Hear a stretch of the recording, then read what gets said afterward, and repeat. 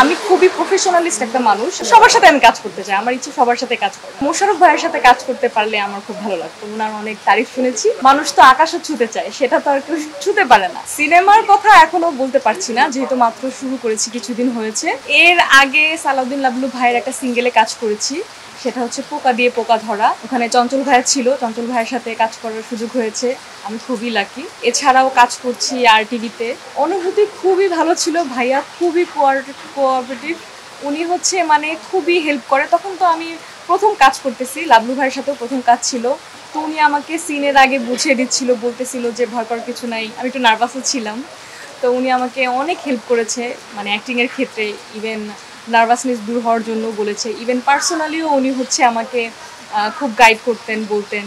যেমন হচ্ছে আমি ফোন ইউজ করতাম, আইফোনে চার্জ থাকে না, এটা সবাই জানে, তো সেটা নিয়েও বলেছিলাম। তো ভাইয়া বলতেছে যে এটা এভাবে করো, ব্যাটারি চার্জের যে সমস্যাটা সেটাও দূর করে দিয়েছে। মানে ভাইয়া সব দিক দিয়ে খুবই ভালো, মানে কাজের ক্ষেত্রেও আর মানুষ হিসেবেও খুবই ভালো। কোথায় যেতে চাই আসলে ওভাবে যদি বলি, মানুষের চাওয়ার তো কোনো শেষ নেই, মানুষ তো আকাশও ছুতে চায়, সেটা তো আর কেউ ছুতে পারে না। বাট আমার ইচ্ছা আছে যে এভাবে কাজ করে যাব, আরও ভালো করার চেষ্টা করব, অভিনয় আরও শিখবো, কাজ করে যাব ইনশাল্লাহ। আল্লাহ আমাকে যেখানে রাখবেন আমি আলহামদুলিল্লাহ খুশি। সাহস অবশ্যই আছে, ইচ্ছাও আছে, দেখা যাক কতটুকু পারি। সিনেমার কথা এখনো বলতে পারছি না, যেহেতু মাত্র শুরু করেছি, কিছুদিন হয়েছে। তো আগে নাটকটা করছি, এখানে করি, আরো ভালো করতে পারি কিনা দেখি। তারপরে যদি সুযোগ হয়, ভালো করতে পারি, ডিরেক্টররা মনে করেন যে না আমি সেটার যোগ্য, তাহলে কেন না, অবশ্যই। আমার মনে হয় এখন সমসাময়িক হিসেবে আগের অনেকেরই ভালো লাগতো, তারা তো এখন অনেকেই কাজ করে না। তো এখন যদি বলি তাহলে মোশাররফ ভাইয়ের সাথে কাজ করতে পারলে আমার খুব ভালো লাগতো। ওনার অনেক তারিফ শুনেছি, বাট ওনার সাথে আমার কাজ করা হয়নি। ওনার অ্যাক্টিং আমার খুবই ভালো লাগে, আমার ফ্যামিলির সবার খুব ভালো লাগে, আমার আম্মু স্পেশালি খুব ভালো লাগে। সো আমার আম্মু দেখতে চায় ওনার সাথে আমার একটা নাটক, এই কারণে হলেও আমি করতে চাই একটা কাজ। সিয়াম আহমেদ, ওনাকেও খুব, ওনার অ্যাক্টিং আমার আম্মু খুব পছন্দ করেন, ওনার কথাও বলেছেন। তো উনি তো আমাদের নাটক ফিল্ডে এখন আর নেই, যেহেতু সিনেমা করতেছে, তাহলে অবশ্যই তার ইন্টারেস্ট হয়তো ওইটাতেও আছে, ওভাবে বলেনি কখনো। বাট যেহেতু আমি নাটক করছি, সেজন্য সে হয়তো বলেছে যে মোশাররফ করিম ভাইয়ার সাথে দেখতে চায়। এই না, সবারই ইচ্ছে। এখন বলতে গেলে আমি যদি ইচ্ছের কথা বলি, ইচ্ছের তো কোনো শেষ নাই।